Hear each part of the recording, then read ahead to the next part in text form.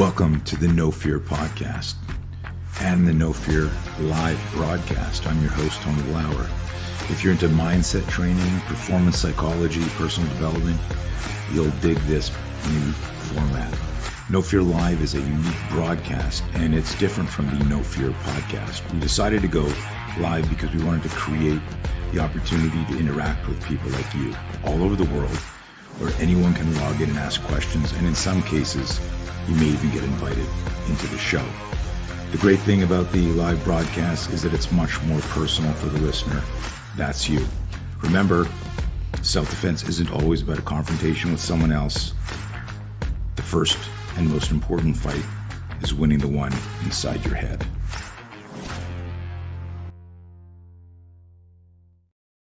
All right. The very infamous Dr. Andrew Locke. How you doing, my friend? Totally honoured to be here, and what a great start to my day at 7 o'clock in the morning over here in Melbourne, Australia. I love it. I love it. Listen, as you know, I mean, we've been friends for several months right now, and and fast friends. You know, we had some really good interactions, some really good chemistry. We'll get into that a little bit later in the show, but I want to tell people just to set people up. There's a couple of things. You're a formidable looking human, right? You fill up the entire screen. You're probably like 30, 40 feet away from the screen, but you're so fucking big that those of you who don't know Andrew, you should look up his bio, his resume. It's insane, what he's accomplished, what he's done, how long he's been in this industry. But I learned of him through, he's friends with everybody I know in the strength, fitness, rehab, all of that whole community that I follow.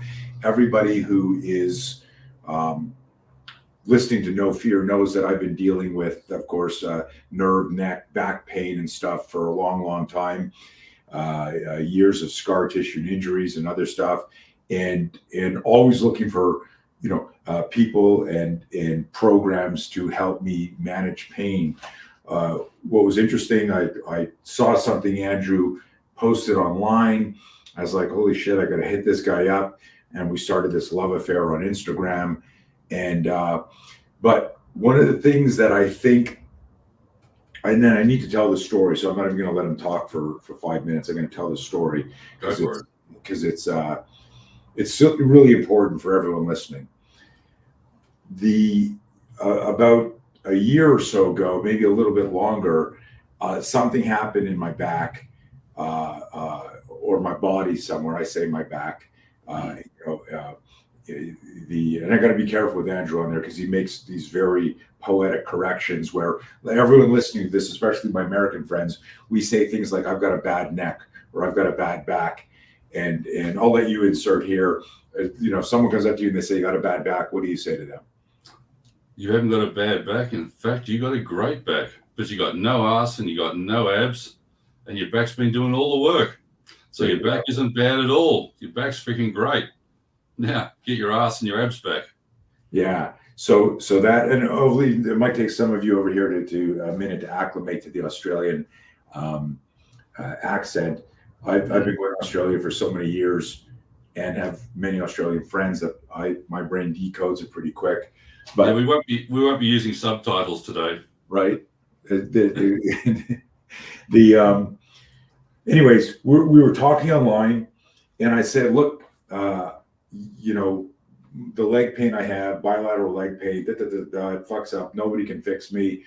And we had a couple of conversations. He happened to be in San Diego on a kind of his American tour, and we got together, and there was this one particular move. So like right away, I mean, he just looked at me, did some stuff, and he basically said the same thing.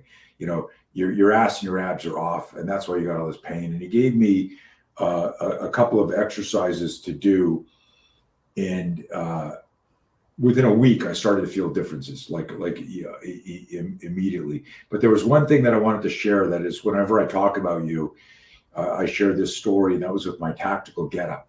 I had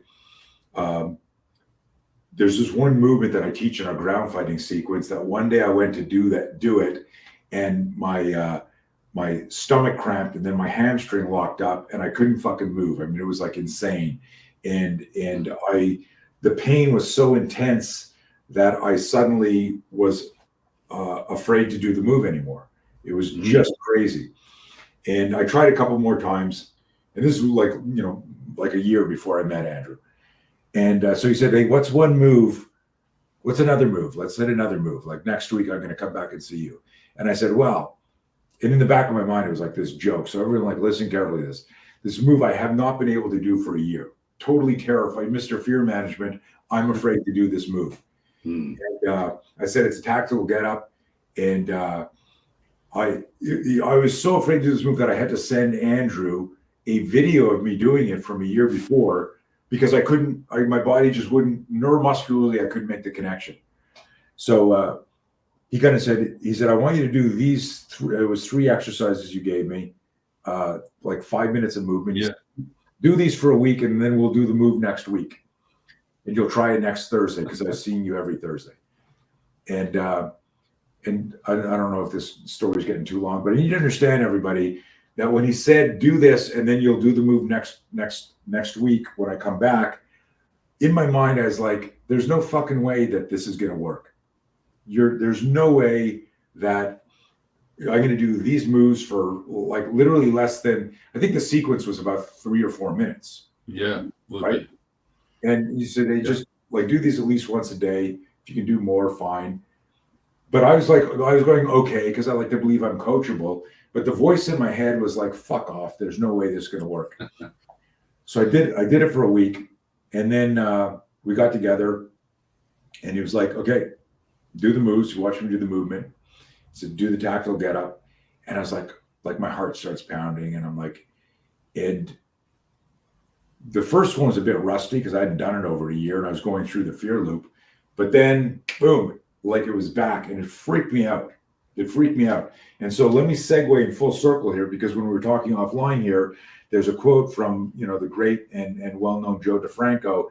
He referred to you as the Winston Wolf of Rehab, the Winston Wolf of Rehab. And I was like, who the fuck is Winston Wolf? And for those of you who are fans of Pulp Fiction, Andrew reminded me that was the Harvey Keitel character who, when you needed something fixed and no one else could do it, you called Winston Wolf. So Andrew, the Winston Wolf of Rehab, welcome to the show.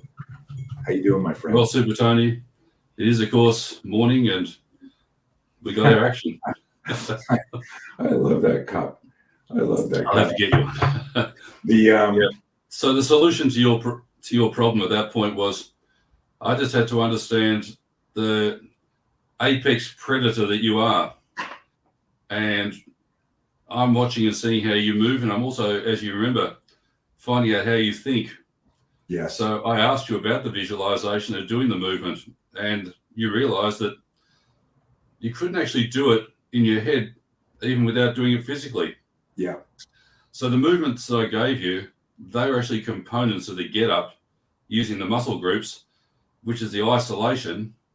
And then I didn't give you 15 seconds to think about it. I made you integrate them immediately while everything was still hot.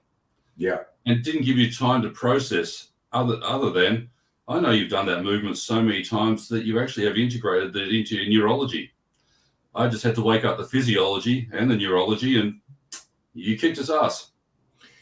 Guys, I need you to and I pray. I mean, I hear this clearly, and also while I'm thinking about this, the show producer in me is going, is everyone understanding? And comment in the chat if you're understanding, Andrew. If you need us to re-articulate it, because that is so profound and so different than any other type of healer, rehab, PT. Everyone always, I mean, this industry's evolved a lot where now people love to talk about compensation, right? Mm-hmm. Oh, this. But it used to be, you know, if your elbow hurt you here, you worked on something here, and smart people went, it might not be the elbow that's the problem, it's somewhere else.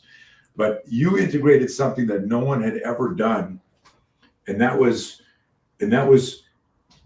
my wheelhouse. Was you started talking about fear, right? Like in the in our first video chats, like I was like, holy shit, like this guy's talking about the connection between the psychology of fear and that like the emotional psychological permission to either defend yourself or to do the tactile get up. And even though I was so close to the pain, I couldn't access the system that I share with other people. But I don't think I would have been able to. I mean, had I not done those exercises. So like you said, you reawaken the physiological, the kinesiological, but had you not connected it to the psychology, I might not have been able to get up either. Well, one of the beautiful parts was the first time we met. You mentioned to me that the pain was so bad that it was 8 out of 10, and I remember saying to you, "That's total bullshit. It wasn't 8 out of 10." And my job there is to confront you at that point and say, your pain scale has no relationship to your reality. Because at 8 out of 10, you're in the ambulance. You're making noises, screams. You can't articulate the language because 10 out of 10 doesn't have a 10.1. Right. The 0 to 10 scale, which people use. And so there was part of the reframing was immediately when you gave me the 8, and I said, no, that's bullshit, it's 8. And then you gave you the reframing. You then said, yeah, about a 4 or 5. Right. Already we're getting in each other's heads there. Because good, now I've got you taking yourself away from it's up here to, okay, it's down here. When you know it's down here, you can start to move. Yeah. But you won't move if it's 8. If it's 8 in your head, you ain't moving. Now I can bring you down to 4.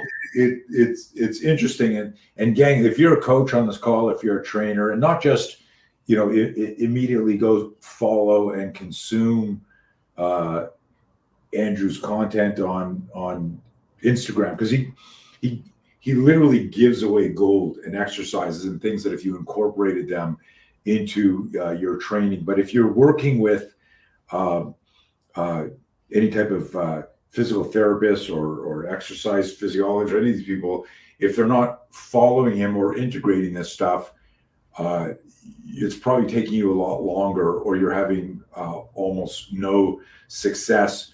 The most powerful things for me were just covered in this first 10 minutes of the call, where it wasn't like do this move, which it was like get inside your fucking head.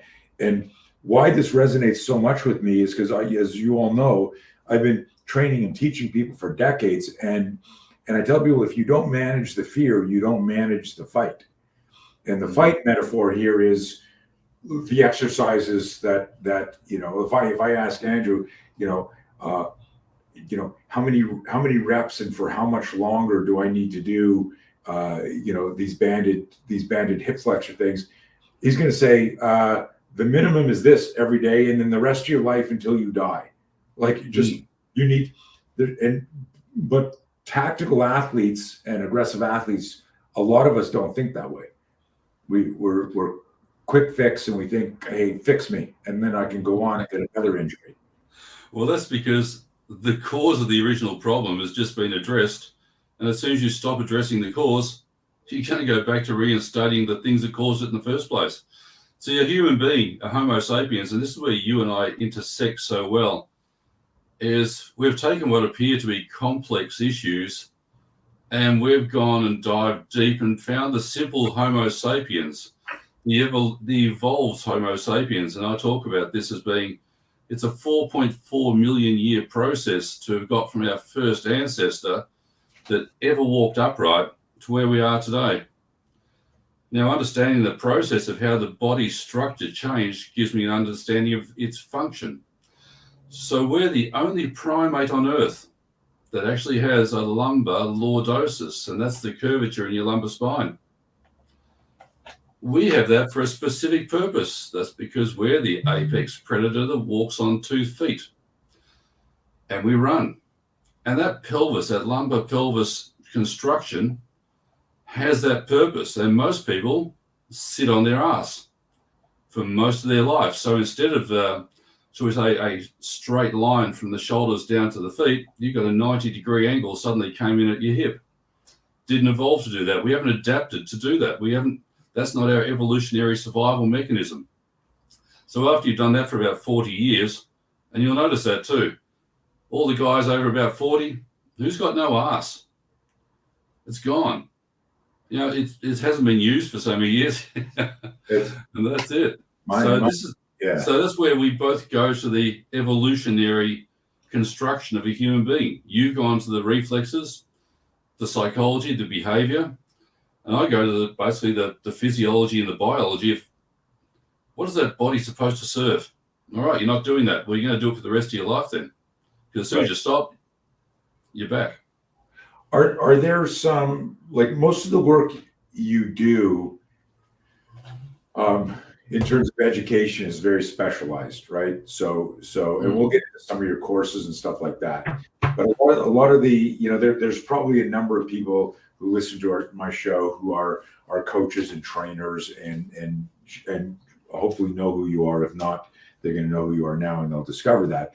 But the average tactical athlete, a martial artist, a cop, somebody in the military, are there, this is a stupid question, not are there, what are the classic things that we need to always be doing as part of our maintenance? Are there like some like these 10 things you got to do? Do you have a list of those things? Yeah, there's an approach which I like to look at, which is human beings only exist in 3 dimensions of movement. You got forward, backward motion, you've got side to side motion, and you've got rotational motion. They're the only 3 planes of existence. You want to jump upwards? You're just applying forward, backward motion to the earth, and you're going to break its hold on you by applying enough force, you're going to go that way. So there's only 3 planes of motion. And what you have to do is you have to make sure those 3 planes of motion are strong each day. So there's the wonderful Professor Stuart McGill. He produced a thing called the famous McGill Big 3. He's the finest, most published spinal biomechanist of all time. A great fellow. Now, there's no mistake that he's come up with 3 exercises because they actually approach the 3 planes of motion. I just progressed them. I did the lock base 5, which is I make you do an arse exercise to start with, and then I make you do a front plank, a side plank, and a shoulder tap movement. Now, front plank, I've just set up your control of the forward, backward motion. Side plank, I've given you control of side motion. And with shoulder taps, I've just started you working against the anti-rotation motion. And then I give you the last arse exercise. So now I've got 3 planes of motion and your arse has started to work. Now you're probably ready to start to integrate into whatever warm-ups and things you do for your particular art or requirement. Now, I've had snipers who work in the military, and one of the things is you can't sort of get up and do your exercises. But I've had them put bands around their knees when they go to lie down, and they can be there for hours and hours and just push out against the band. Right. And guess what? Their ass turns on. And then when they get up off the ground, oh shit, my back doesn't hurt like it used to. And this is a very simple thing. We do it with the tank drivers. You know what? You stick a band. You can't take much equipment into a tank, but you can take a band. Right. And you can sit there and you can do your glute exercises sitting there. Takes no problem. And the tank drivers I've done that with, they go, man, I just feel so good now. Install the work of the glutes. And the 2 glute exercises that you have people do in those motions, is it just is it specific to them or it's classic across the species? The species has some unnegotiables. This is how we are all essentially genetically expected to be. We evolved. Now, the whole thing about it is hip extension, which is the ability to walk. Well, you pretty much lose that hip extension if you sit on your ass all day. And then you're going to compensate at your lower back.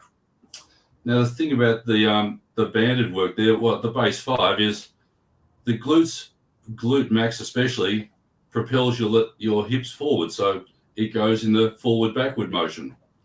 But if your forward-backward motion has been disturbed, then I add in the 2 other motions, rotation and abduction. And that's what the first exercise, that's how I came up with the lock clam. It initiates the gluteal action before I put in the extension. So then the compensation's not there. The guys, like all of these exercises on a regular basis, clear demos with Julie and other athletes online. So, if you guys are going, how am I going to learn this, or what's this look like? So much of this stuff is on Andrew's Instagram page. Oh yeah, it's pinned to the top of the page. Yeah, that's the one. There you go. Go to that. Go follow that stuff. It's funny. I was getting a massage a few months ago from some specialist who was also she'd done all sorts of certs and stuff like that, and I showed her your page. I was trying to get her to come to the workshop that we got Nikki in, and she just couldn't make it that weekend because I was telling her, anytime I meet somebody who's in the let's call it the pain management business from my side, I'll talk about you. And I showed her the lock clam, that modification, and she was blown away by it. Just that shift, how simple it is. That's our life, isn't it? It really is, taking away and clearing everything and seeing the simplicity. I mean, both fear and pain serve evolutionary purposes, don't they? They're very connected. So with pain is really, it's the expectation. It is either the input from injury or the perception of possible injury when it really comes down to the biology of it. What's interesting? I just thought about this. That, hang on a second, because I'm just literally downloading this from the universe right now. Is that there's a part of, when I talk about fear to people, I tell them, like, fear, of course, starts the movie in your mind, the negative story. You've now cast yourself in a movie where you're the victim in this fucking horror movie that you're producing in your mind. That's psychological fear. The fear of the danger coming at you also triggers the startle response to protect your head and push away danger. So in both cases, when you change your relationship with fear, you enhance your survivability. If you understand what's going on in your mind, you can change that narrative, you can change that conversation. And if you understand what's going on with your body, you can convert it and weaponize it, because the psychological fear is non-conscious. You don't ever say, I'd like to be really scared right now. I think, you don't ever do that. And no one ever flinches. No one ever says in advance of a flinch now. It bypasses all conscious thought.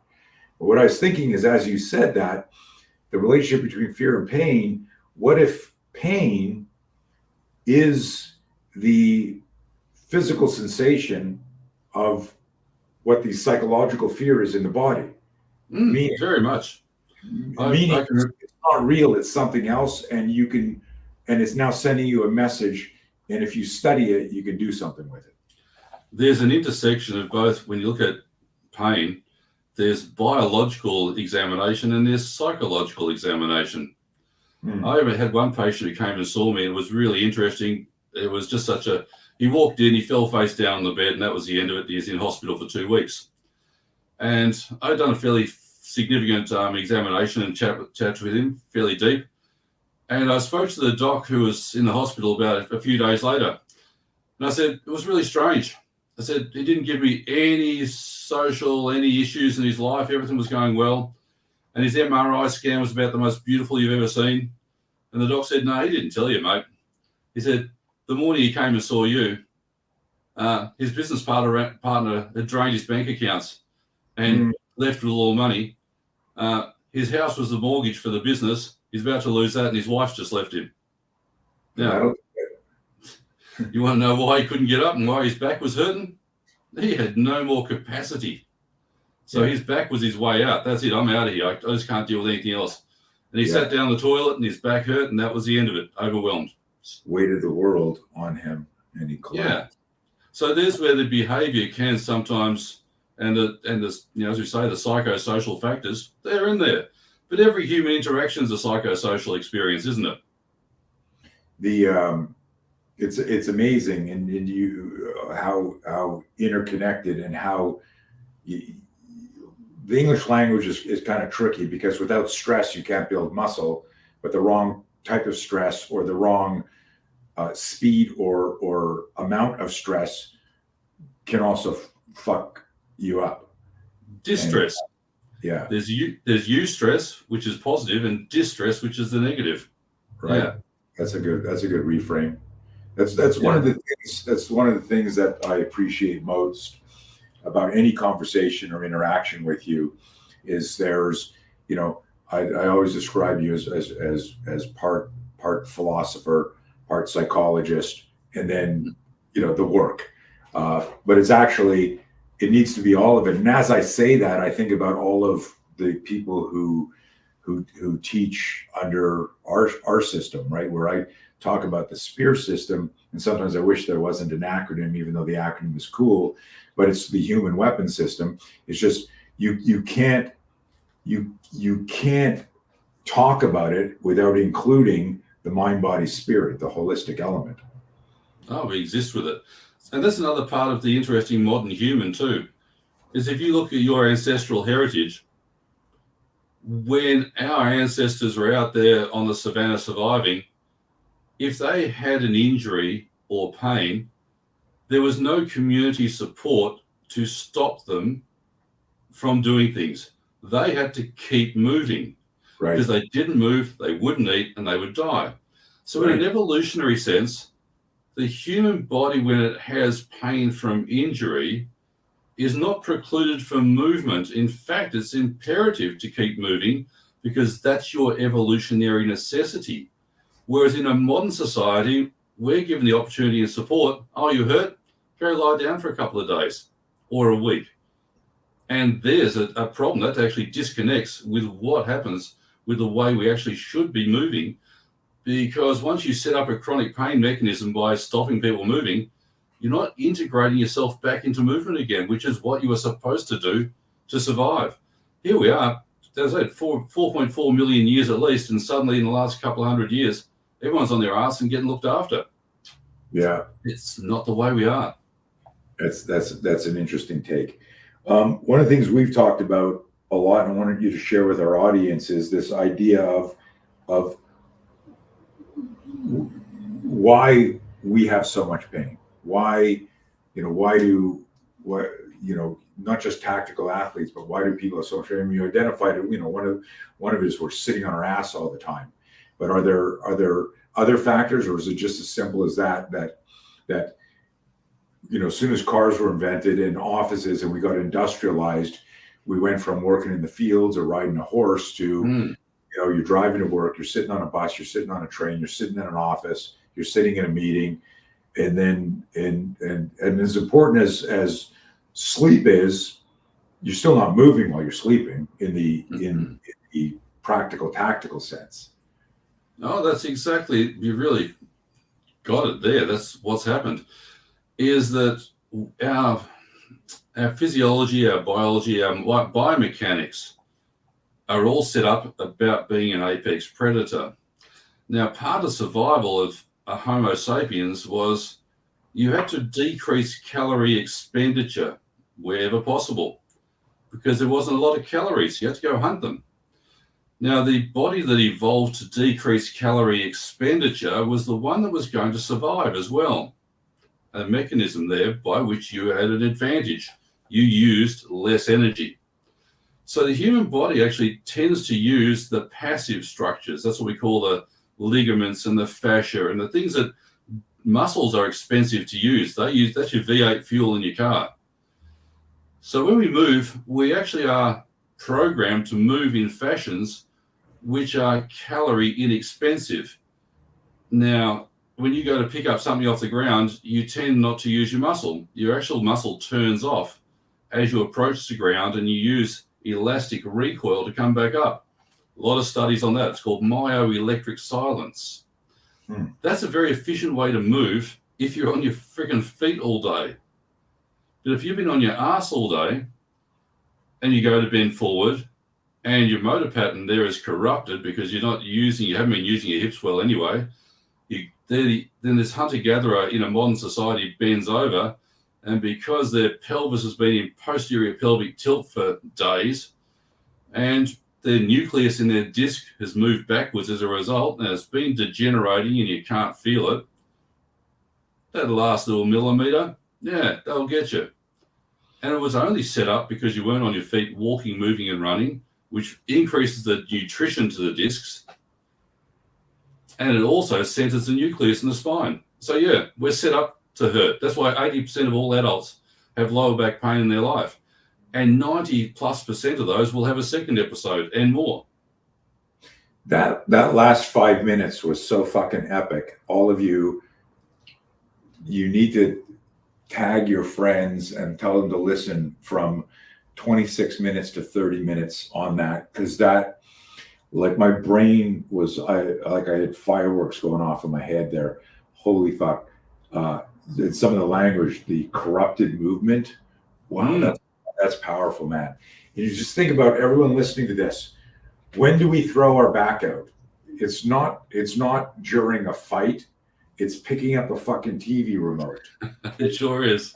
Turning to lower the radio or some shit like that. We do something when our body just fucking snaps. That was fascinating.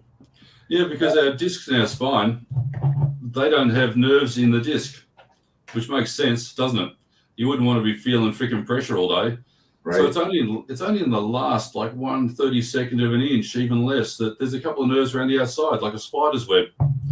And you won't know what's happening inside because shit, you're not supposed to.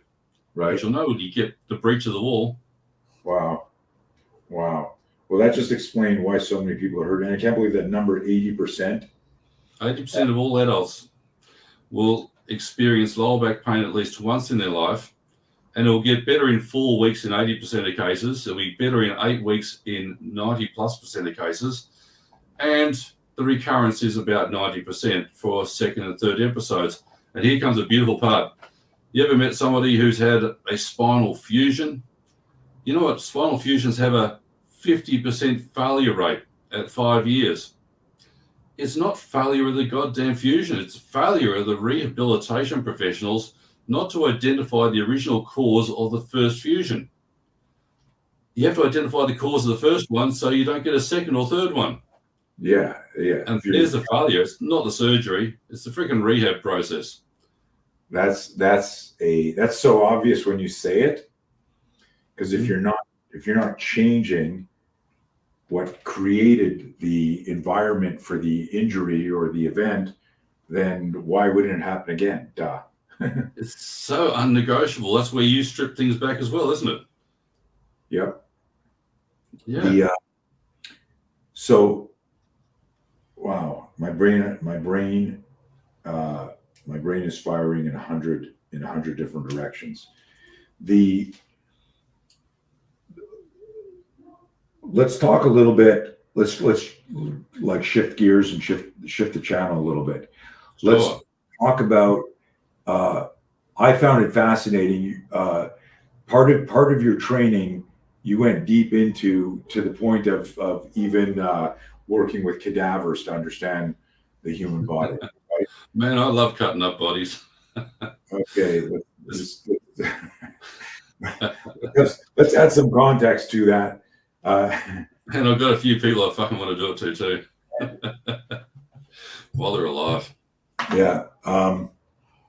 The beep beep beep beeping out. We're beeping out stuff. This just got XXX. Yeah. So yes, the cadaver work is one of the most beautiful parts of the study programs I've been on. Yeah, I spent 3 years in cadaver labs at universities, and there's nothing in the human body pretty much that I haven't seen. So when people say, and it's not uncommon, you'll hear somebody espouse and say, we don't know much about lower back problems. I just say, mate, speak for yourself. I pretty much know all there is. It just took a lot of study. There's no muscle under there that doesn't exist that you've never seen before. There's no weird nerve that doesn't exist. This stuff's been so clearly established for hundreds of years. It's just there seems to be a modern take, which it means that you sound smarter if you say you don't know. No, if you know, you know.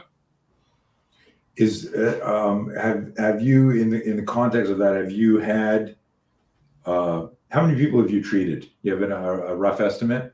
A rough estimate's 120,000 patients over the career so far. And how long's the career? About 30 years now. I just had a look at my graduation.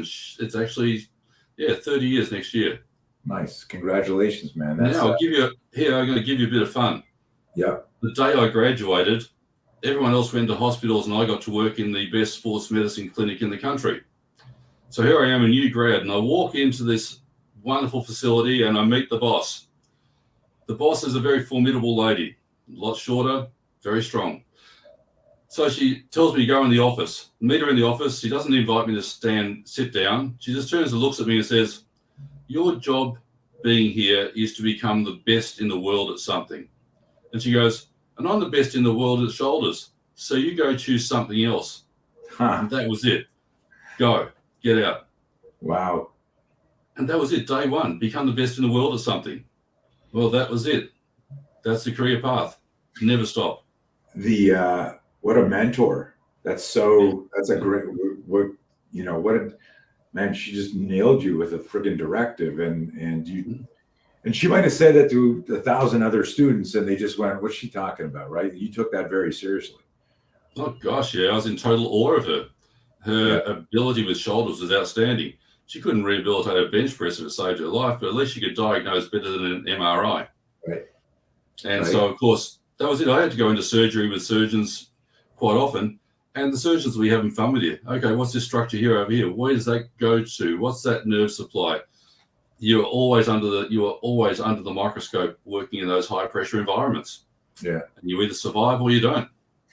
So that's amazing. Just for some context, guys, I had an MRI done of my back several years ago, and when I went to the hospital, the doctor literally said, "You've got severe stenosis, and when would you like the surgery?" Like literally in the same sentence. Wanted to book me, and like I got hot, my heart started pounding, I wanted to throw up. I'm like, holy shit. And I said to the guy, "Okay, I like to think about this and maybe get a second opinion." But had I been one of those people who were like just both intimidated by the medical profession, but also so afraid that you just, you put your life in someone else's opinion, I might have had that surgery years ago, and I know that I wasn't changing the conditions that were setting up the problems, because as I understand it, almost everyone gets spinal stenosis to some degree as they age. They sure will. Yeah. But here's the thing that I want to tell you is that Andrew and I went out to dinner, and I got the after action, the brief of the MRI, and I said, "Would you read this?" And I was so scared. And we're reading like at dinner, and he's literally chuckling and laughing, like chuckling and laughing, going, "Now this," and I cannot tell you how just having someone that said, "I've worked on people that have shit so much worse than this, and they're good." And just this idea of you don't have a bad back, you have a good back, you don't have fucking glutes, you don't have abs. They've stopped working to support this. That's why you've got this pain here. Where no one had ever said that in that way. Or what's your pain level like? Oh, 8 out of 10. No, 10 out of 10 is you're dead. 8 out of 10 is you're fucking screaming and you're attacking EMS people, give me drugs. What's your pain really at? Because we're having a conversation in your backyard and you're telling me you're 8 out of 10. And I realized I'm like this hysterical kid. Like I've amped this up in my mind where I go, well, maybe the pain is like a fucking like right now I'm in pain. And I'm reminded, if someone said, "How's your back?" If I'm being dramatic, and we all tend to be dramatic sometimes, I'm speaking for myself and just, like where we go, "Oh, fuck, my back's killing me today." Really? Well, you don't look dead. And it's so funny because you heard, I think you've heard me tell this story, if not, where just the psychological fear is working with an athlete. And she says to me, when the fear spike hits me, I feel like I'm going to die. I am so scared. I want to die. I feel like I'm going to die. And I said to her in this Zoom consult, I said, how long have you had this, like this presence of death in your life? She said, anytime I compete. I said, how long have you been competing? She goes, 10 years. I said, so you feel like 3 days before the event, the fear hits you like a specter and it hits you Wednesday and it's like you're going to die. And she's like, yeah. I said, and how many times have you died in the last 10 years? And she goes, what? I go, how many times have you died? She goes, well, never. It's a figure of speech. And like, it was this joke. I just realized now that's what I do. When I go on my back, I can't believe it. Where it's like, no, wait a minute. It's a fucking 2. Shut up. Yeah, it's not killing you. No. Did you do your work? It's such a good one because, I had the good fortune. I had a friend over who's his name's Chris Bones, and he's one of Hicks and Gracie's students. Nice. And now he just taught 8 hours of seminars and classes, and he comes in and he is bent over and he's hurting, and he is really hurting. But the amusing thing is, it's sort of like, oh, fuck it, I'll be all right. And you're looking and going, oh, dude, you really, do you need anything? No, I'll be all right. Well, next day, he shoots another 8-hour video, and you look at it and you go, you're moving perfectly. It's the ability to understand and put things into a perspective. Yeah, it hurt, but guess what? It hurt last time I did this too. I'll be working tomorrow. Yeah. That's what you can tend to find with people who have a good relationship with the experience of pain and function. Yeah. And there's that intersection of the psychology of fear again. It's your self-talk. Well, when people, like you said it, which is really a good one, this is the first interaction. When people come to see me, I usually say, okay, so why are you here to see me and what is your problem? And they often grab their MRI report and go, I've got it. And I just stop them. I say, no, I didn't ask what you got. I said, what's your problem? What can't you do? I didn't ask what your diagnosis was. Why are you here to see me? What is it you can't do? All right, good. That's what we do. We'll look at scans later. They're last. Do you, on that topic, because it's an interesting psychology, because I realize now that was your MO getting into my head and creating that trust was What's your problem? What's your problem and what is it you can't do? And it was very specific, where after your first assessment of me, you said, well, your fucking ass is turned off. That's the big thing. And then right away that is what can't you do? And I said, well, give me one move that you can't do. And there's an interesting psychology there of, I'm sure you've heard this, like, what's the best workout? Well, the one that you're going to do, right? What's the best nutrition plan, aka diet? The one you're gonna stick to. And so I think there's an interesting psychology, not so much of a question here, just an observation of working with an athlete. And I always use the term, everyone's an aging athlete. Everyone listening to this is an aging athlete. And your event might be locomotion. I need to go pick up my grandkid. I need to walk to the car. I need to take the stairs instead of the elevator. So we're all aging athletes in some way, whether you're competing in just life or you're a jiu-jitsu coach or you're a cop or you're whatever. But if you think about it that way, then your responsibility to your physical wellness and your mental wellness, or I like the term, everyone talks about physical fitness, but not mental fitness, becomes significant there. So it's more of an observation, Andrew, that I liked how you asked me for something I didn't believe I could do, and then a week later said, here, you just did this. And unspoken in there is, are you going to continue to do the other exercises now that I've just proven to you this system works? Well, you did the work, as you were saying, twice a day, every day from the moment I left. That was the deal.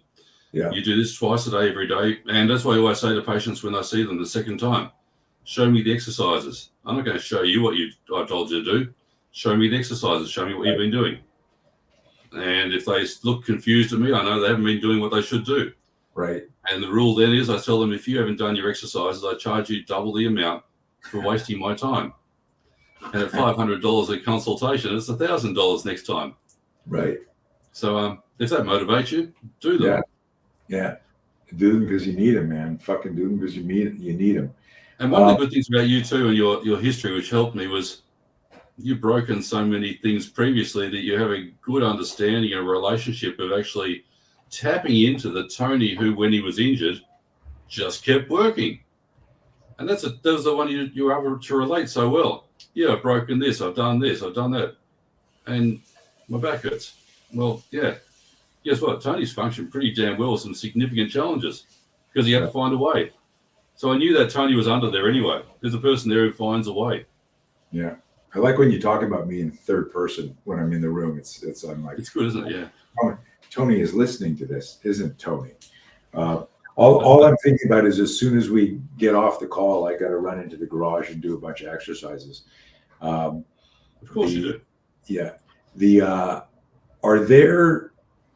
Well, I said I was going to talk about this offline because my wife asked you about it when she saw it, and it's very prominent in here. So complete subject change. Most people watching this, and if you're only listening to the audio, Andrew's got a giant chain around his neck with a padlock on it, and the story about it is wild. And he doesn't take it off, and he wears it everywhere. And if you don't know him and you don't know his reputation, and you just see a picture, you're like, what the fuck is this? So what's the story with this chain and padlock on your neck? Well, so we got to do the Reader's Digest version, okay? We're going to cut it down a little bit there. Is that I was always after a big silver chain, and I went a lot of places around the world, and I couldn't see the right one. And in July the 4th, 2018, maybe it was 2016, shit, it was a bit of a time back. I was in Los Angeles, and there was not very many stores are open and shops, July the 4th. And I'm down around the Sunset area, and there happens to be a Leatherman store happens to be open. Well, that looks interesting. And you walk in there, yep, the GIMP masks are on the wall and all sorts of wonderful dungeon stuff. And there in the display case is the chain that I've always looked for with the lock. So that's it. Got to buy that one. Now, Right. After I started wearing it, I just got a lot of DMs and messages from guys asking me, was I taken? And they're usually from guys whose avatars, included big hairy beards and words bear and shit on there. So, yeah, apparently it's a sign in a certain part of that community, which means that I'm a taken man and my husband has the key. Right. Well, I'm taking it back. I got my girl Julie, all right? Right. And I've met Julie, and she's not a man. That's right. That's a classic story. Well, you got a lot of balls to wear that. If I can extend that joke a little bit, you can. I have balls on the back of my car too. I got truck nuts. Do you? Oh, you got to have balls in the back of your car, man. You got to let people know. Nice. Somebody just sent me a picture of that recently. That's pretty wild. Let's shift back in. You've trained military, professional athletes, entrepreneurs. Who do you like working with the most? Is it? Do you have a Yeah, I love the military mindset and the military people, because there are often people there whose problems can be solved fairly quickly. And the challenge that you get with that population is they do what they have to for everybody else on their team. So if they're injured, they're not sitting there asking for a Band-Aid. They are trying to look after the other parts of their complete unit.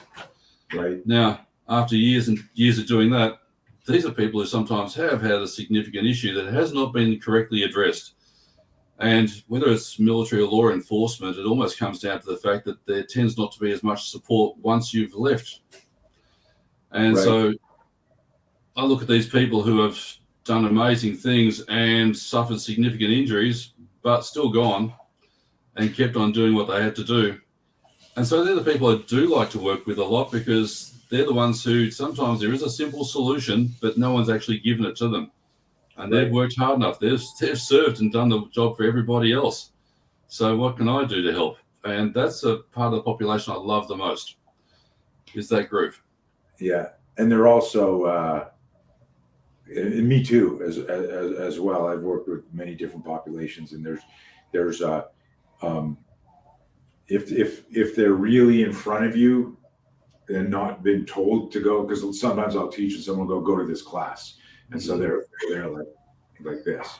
But the people that actually show up, they're so, because they're so mission centric, and which makes them really good listeners, coachable, and then they're driven. If you say do this like this to the best of their ability, they're going to execute. They're going to deploy. They certainly will, and they're just looking for the way to do it. Right. And that's where you love. And mate, hey, guess what? It's not that complex. Here are the missing components. You do this, and universally, they do feel better and they move better, and life's back on. So that's a great population to work with, because we appreciate everything that they've done. So they're great, and the celebrity things, they're fun. But you know what? It's somebody's grandmother who comes in who's had a problem and nobody else has fixed, and she turns out that she can actually do the work I asked to do and changes her life. They're great ones. You never forget them. Yeah. Is there? This is kind of a weird question, because the answer could be yes or no. But have you ever worked with somebody where it's I don't know why I'm asking it, because it's a stupid question, because I'll ask it. Where someone's issue just stumped you, where you were like, dude. Mm-hmm. Occasionally, sometimes they don't stump me. I just know that the problem's not as much physical as it is that they're serving a purpose by being so-called injured. So they might be serving a social group paradigm within a group, within a family, that being the injured, I can't work part of that family actually serves that the mother looks after them and things like that. Wow. I'm not going to be looking after them. I'll see them a couple of times, but my answer to those ones would actually be it's a lifestyle change. Right. So, they exist. They're a tough one. And if I really am stumped, I often say, look, I know a Chinese doctor, and he's not going to think in a medical sense. He's going to think outside the box that I might use. I'd appreciate his input. Right. So I tend to say I can see things in a Western sense. But there's not many of those, so I can't think of the last one. Yeah. But I have seen it. Yeah. Okay. Let's talk about, so when I met you last July. July, was it July? Yeah. You were working furiously on some online education. And I'm hoping that when we share this, that the people on here, because I know everybody here goes to some sort of physio, like everyone gets injured and gets some PT work and stuff like that.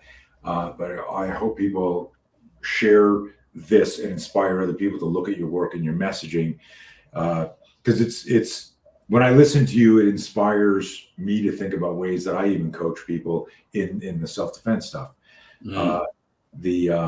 So I appreciate that, but most of your work for me as a layperson seems to be directed at the professionals. The Instagram, you can get ideas, you can see the exercises, but you're kind of like target focus for your training are the professionals.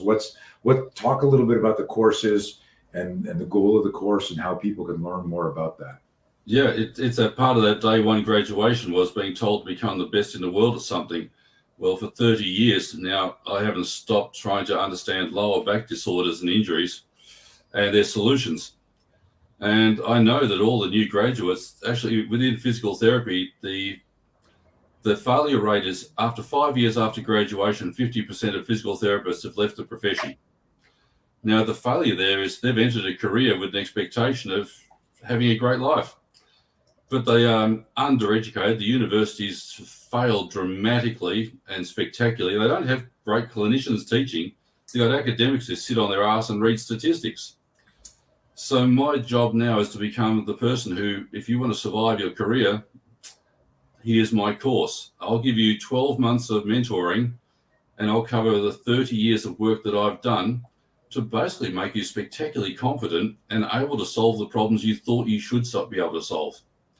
So that's the Lumbar Spine Leadership Academy, and that's about next week on the launch. Just all platformed, and it's up there now, just cleaning it up. But the idea there is that, I like to educate professionals to know that all the things that you were told you couldn't understand at university, that was just the academics couldn't understand it. But us clinicians, people with experience who have to deal with human beings every single day, we know what we're doing, and there's a lot of science behind it. Hey, there it is. That's me, huh? It's the course. Yeah, that's the course. And of course, I'll be back in the US from June onwards and running shoulder courses, of course, knee, hip, and spine. Out there to help the professionals. And that's the job, whether it's a personal trainer, whether it's I've had neurosurgeons and orthopedic surgeons attend. Have people who don't even have any profession who attend. It's all there for education. Is that just a link in your Instagram bio? How do they find it? Yeah, that's on the actual site is unitedhealthed.com. At least that's the one. That's where an osteopath, Danny Antonellis, Julie, my girl, and myself. Julie's got a master's in nursing, and we do education for professionals. There's a membership group on United Health Ed, and then within there's my special education, which is for the next level for professionals. So that's a great little mission we all have. We love our work, helping people, helping professionals to help other people. I love that. Yeah. I've got hang on a second, I'm just reading this. Here's a question from Michael, who's on almost every single podcast. Here's a question for you. Gotcha, Mike. So I'm gonna read it because there's some people who are only listening to it, not watching the video. So yes. Michael asked a question for Andrew. Am I right in thinking that you are saying that what we are told are structural problems are in fact muscular problems? Muscle is part of the structure. So if we look at that protoplasm that's covered in skin, everything under the skin is part of structure. So whether it's a blood vessel, whether it's a nerve, whether it's a bone, and whether it's a muscle, they're all part of the structure. Okay. And Michael posted another question: if you were just clarifying the semantics around that, or was there something more specific that you were looking for in that? So I'll be reading into Michael's thought there. If you're looking at a scan, and the scan has something that says we have a disc desiccation, we have a disc bulge, there's a structural issue there. But the relationship is the muscular components that's the active system. Passive systems, things you can't contract. You can't contract bones, you can't contract discs. Muscular systems, they're the things that move the bones. So the two are totally synergistic, and then you have your nervous system, which is your software, which runs the components all together. So everything has got its place within that, I suppose, paradigm where we can be static influencing structure, we can be active and dynamic influencing structure, and that all comes under the nervous system software. Nice. Okay. How good's that? Yeah. So let me, Michael, hopefully that helped. That was much more of a philosophical 30,000 foot view answer, but I don't know if you're looking for something else. So the solution there to back problems, for example, is you've got three planes of human movement: forward, backwards, side to side, and rotation. And you have three components which are related to that, which are your active system, passive system, and your neurology. You've got 6 factors, and if you know your 6 factors, you can solve pretty much any structural, any pain issue outside of psychology. Cool. Okay. So we don't have any. I sent a message out to the group going, "Hey, who's got?" Michael popped this up here. He said, "That's a big answer. Thank you." So there you go. But it's simple. Yeah. Gang, if you've got any questions for Andrew, grab them now while it's live. If you got stuff, I posted here. I said, I can't believe I'm the only one in pain. Is it just me? No, nobody. I have a bad back, and it's like an 8 out of 10 today. Just kidding. You have a great back. It's just the rest of you, huh? Right, the rest of my ass. That back's been carrying you for so long. Yeah. We'll thank it for its great work and appreciate it. That's the motto of my work: is we don't weaken our strengths, we strengthen our weaknesses. Mm-hmm. And weakness. So weakness cannot be tolerated is usually on the back of my t-shirt. And that's why when someone says my hip flexors are tight, and they're providing you with stability. So don't weaken your strength. Don't go ahead and stretch it. Find out why they're tight. And they're probably tight because the opposing muscle group, which is your hip extensors, aren't working. Well, if we make them strong, now you've got two structures strong instead of weakening your strength, which was your hip flexors being tight. Damn it. You're gonna love this next question. This is Dave Haynes. He's a active duty police officer, but he's also a certified spear instructor. Ironically, he asked this: like most LEOs, I have major issues with my hip flexors. What is the best course of repair? I see we're channeling each other out here. So hip flexors. Well, you are the hunter-gatherer who should be on his feet a lot. And you may be sitting on your butt a lot in the car. You may be sitting at the desk doing the paperwork all the time. And when you're tired, you go home and you sit in front of the couch. So the hip flexors are shortened most of the time in a shortened position. And if you want to lengthen something, try strengthening the opposing muscle group. And that is glute work. And often there's so much dysfunction there that you can't go directly into hip extension. You can use some of the abduction work. That's why we do banded work quite often. And it's all about getting the strength of the hip extensors. Human bodies are pretty straightforward. If you flex your bicep, your tricep has to become inhibited to allow the elbow to bend. If your hip flexors are tight, well, if you want to loosen them, strengthen the opposing muscle group, and the tension has to come out of your hip flexors. So they have to let go. So there is the best thing. On United Health Ed and on my page, there's probably a fair bit on the mechanisms to get there. That's awesome, and it's Dave. I've got the similar stuff there. Working on fixing that. I look forward to your sled arriving. The sled push is a great exercise. Really? There's hip extension. After you've done your glute work, you start driving that. Yeah. Guess what? That's going to be a really good one.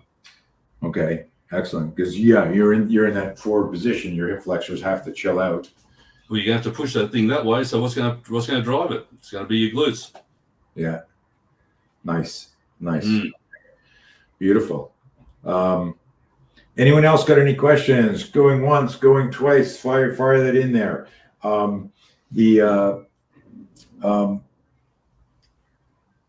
You're a massive man. You train a lot. Have you?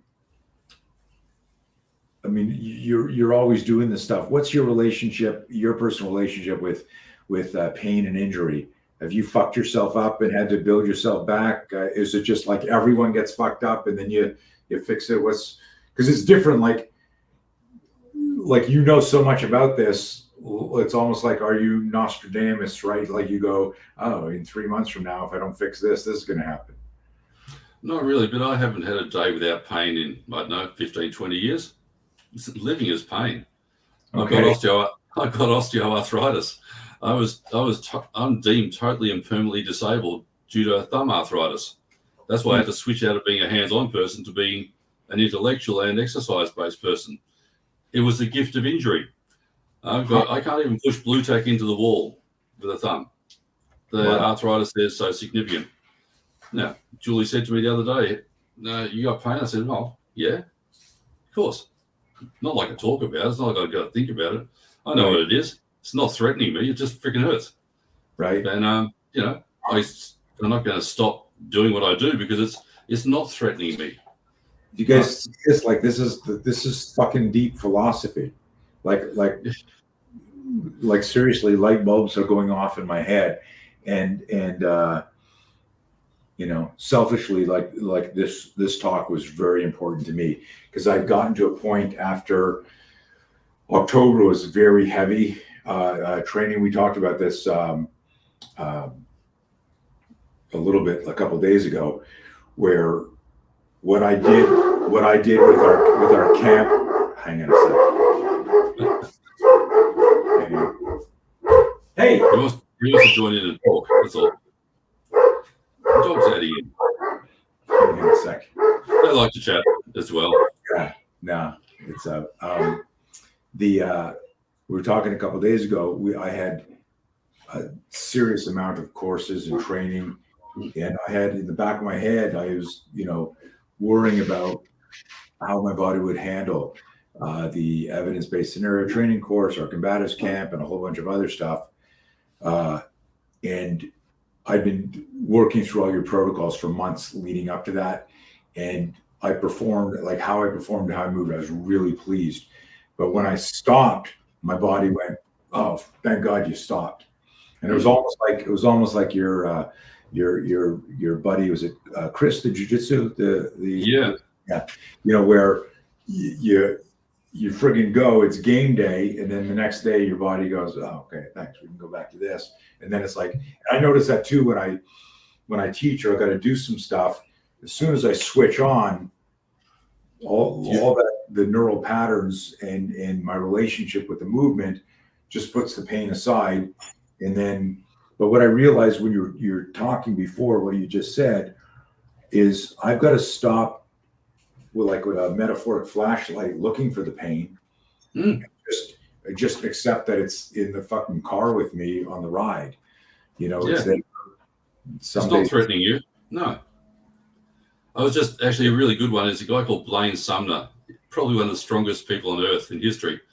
Blaine's a good friend of mine, and we're working on something. Now, he's a guy who can squat, I think it was 515 kilograms, okay? You can work that out. It's pretty freaking heavy. Heavy.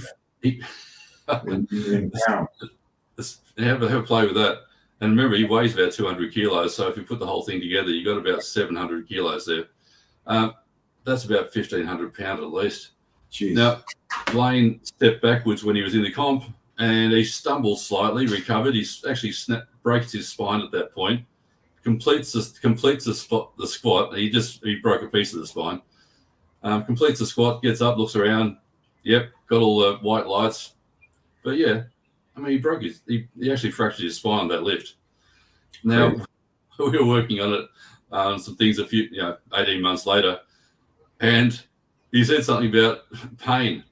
And I said, about having some pain, I said, so tell me, when was the last time you actually didn't have pain? Because he was a college football athlete, and he laughed and he realized, yeah, of course I have pain every freaking day. It's what I've done all my life in high school onwards. Of course, something I feel. Yeah. It's not realistic to say that he should expect to not feel some pain. Right. But it's nothing that's going to get in your way. Especially like certainly my audience, the cops, firefighters, military, martial artists, self-defense experts. I mean, we do some pretty abusive stuff on our bodies and borderline stupid. And then to go full circle to the beginning of the show, a lot of us, even if you're, like Dave Haynes, the police officer who posted, he's like, I would say a third of the classes he does, he's in his patrol car trying to, capture that information in between shifts or on his way home or whatever. So even though, he's a defensive tactics instructor and he stays active and he moves, we're still forced to sit a lot and, and you've got to combat that. There's no other way around it. You've actually got to do something offensive against that. Yeah. And you're going to have to do more every year of your life. So if you're 40, get ready. By the time you're 45, you better be doing more work. By the time you're 50, you're going to be doing more work to make sure you move better. Because How many 90-year-olds you see running really well and moving really well? There ain't many of them. Right. But you can move really well if you roll the dice the right way, you got the right genetics there, but you do the work, you will be good. Yeah. But if you stop, you're going to get stiff. And that's a classic of the human spine. The human spine gets stiffer every year, but it doesn't hurt more every year. There's a sort of peak point around about the 50s, right? The 50s-ish for most normal human beings are maybe their peak pain years. And then the pain does actually tend to decrease. You just tend to get stiffer. Well, it's time to get some offense against that stiffness too. Interesting. Except for people who've beaten the crap out of themselves ever since they're young. Well, we're a different group. Yeah. Gang, just for some perspective, I'm like 195 pounds. Here's a picture of Andrew, me, and Bob. And you could see... that's how we live. You could see that I'm significantly bigger than Andrew. Just kidding. I'm working on it. Yeah. And by the way, you do know I do have body image dysmorphia. Ever since, I don't know, it just switched when I was a kid, but I wake up every morning smaller than Pee Wee Herman in my head. Really? So that's one of the things that, I've got a disorder. Huh. I just harnessed this disorder and made it a weapon. Yeah, I've got a body image disorder, so I'm small. Okay, I'm going to try and get bigger. I'm going to try and get stronger. That's just my disorder. Embraced it and made a career out of it. That's a good disorder to have. It can be. Embrace your disorders. Yeah. Well, and it's interesting. It's interesting because just that philosophy of it's so obvious. You stretching your hip flexor, you're trying to get that, and as opposed to strengthening the opposing group so that it brings back the balance. Yeah, stretching has not solved any pain issue that I've ever met. The strengthening does. Mm-hmm. Yeah, it's better living through strength. That's exactly what we really look at. That's I think Chris Duffin told me that one. And there's an interesting human being. Chris can't feel pain. Right. And yeah, that's an interesting human being. I've met two of those in my life, and he's the first one who his inability to feel pain relates to neurological changes as a kid. That's crazy. Yeah. It's a gift. Yeah. For okay. What are some things? Let's wind this down. And you're always invited back on if you're launching something new or something that comes up or whatever. The biggest thing for those of you that are professionals out there, go check this out. Go do a little research on that. Elisa, pop up the website to the website link. Do I have to remove that? There you go. Yeah. Go to United Health. You'll find me there. Yeah, check that out. Go to, if you're not following Andrew on Instagram and you're on Instagram, go there and scour the stuff, because like every day There'll be something. There's some little exercise, and they're demoed very effectively, usually with Julie or some other athlete. And Julie's an athlete, but and is the course live or is it just launching? It is realistically live, but it shouldn't be live for another week. Okay. But it's already there for people who are interested. Okay. The major real thing we got there, it's the basics will solve the problems that we really need to work with. And if professionals want to have success, just recognize that this is a Homo sapiens that should be on 2 feet, walking, running, and not sitting down very often. And the movement pattern that you move without load is very different to the movement pattern you have with load. Right. And you need to learn those differences and how to be effectively using calories and strength when taking the work off the passive system. Yeah, it's not really that tough. It only just took me, 25 years to figure it out. Right. See, the freaking obvious, it took forever. And it's funny not to detract from that simplicity, but that's the same thing I share with people. when they are considering training with me and my organization, I go, well, like I've been studying violence, fear, and aggression for 43 years. You could probably figure it out too, but you're 50 now. So let's say you're smarter than me and you do it in 20 years. When you're 70, you can be teaching good shit, or you can train with me and we'll time collapse. And the expression I heard somebody use once is, how can you turn, decades into days? That's beautiful, isn't it? Yeah. And so we can take your 30 years and compress that into this course. So if you're in that industry or people in that community, please tag them or share this and let them know.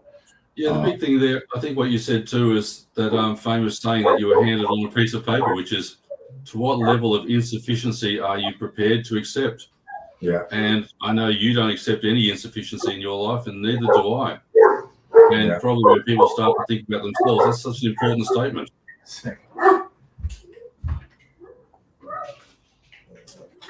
There you go. Locked them in. There's a crazy echo in this room when my door's closed, so my dogs are being a little disruptive today. I don't know. It sort of makes you sound like Barry White now. Oh, nice. I love it. Okay, is there anything that we didn't talk about, Andrew, that you would like to share with my audience? Suggestions, recommendations, any thoughts? I think it's just those simple things. Recognize that you are a hunter-gatherer now, not in a hunter-gatherer society. So you're going to have to imitate the movements, positions, postures. You better start walking if you're not walking very much. If you can run, it's even better. And they're two of the most basic patterns, which will probably save you spectacular problems. Because once you restore those movements to your body, that's a healthy way that your body actually receives nutrition through the discs. It was Hippocrates, the father of modern medicine, who over 2,000 years ago said, walking is man's best medicine. Very simple thing to do, but guess what? That's the structure of your body. So realistically, make sure every day you do that bare minimum of get out and get yourself at least half an hour's walking. And if you want to restore the strength, look at my base 5 movements and let's grow your ass back and your abs. I love it. Okay, my friend, thank you for sharing. Thank you for sharing this insight. My favorite part of this was like a reminder of that philosophical, psychological side you bring to this very often dry, matter of fact. Somebody with a clipboard, do this exercise. Let me see you touch your toes, bend over. Okay, you need to do that, and there's no discussion or interaction with that, and it's everything. The mind navigates the body, and it does, doesn't it? Huh? Yeah, it is. The biggest part of it is our reaction to both fear and pain is realistically the thing that's going to determine the outcomes. Yeah, so that's where we intersect, the intersection of fear and pain. Yeah, and we need to talk more on that. I think there's an article we need to write, or a deeper talk on that. That's an interesting thing, and I want to go back and think about that. If in terms of referred pain, if oftentimes the pain you're feeling somewhere else is coming from somewhere else, then at a metaphysical level, that's imagined. It's an imagined, just like the psychological fear. It's not real. The danger might be real, but the fear and what you're doing is impacting how quickly you can start addressing the real problem. Very much. You need to understand what the real problem is. Yep.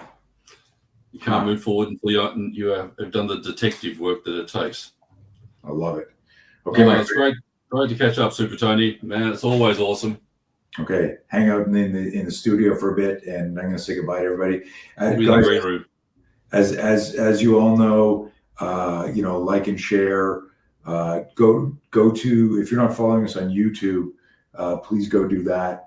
The YouTube live link is always somewhere floating around, and I appreciate all of you, and I will see you on the next show. Stand by.